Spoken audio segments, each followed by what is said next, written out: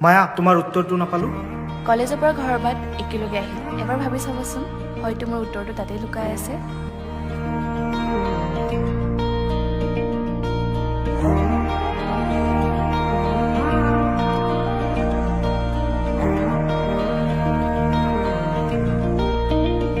কিনো ভাবি চোৱা তুমি নোৱাৰিচোন বুজিবলে কিনো মায়া চকু জুৰি তোমাৰে সময় জানিতে বতাহৰে কাষে কাষে দুয়ো একেলগে ডাৱৰেও আমালে চাই হে বাবু এই মায়া কি হয় তোৰ বেষ্ট ফ্ৰেণ্ড কি বেষ্ট ফ্ৰেণ্ড নহয়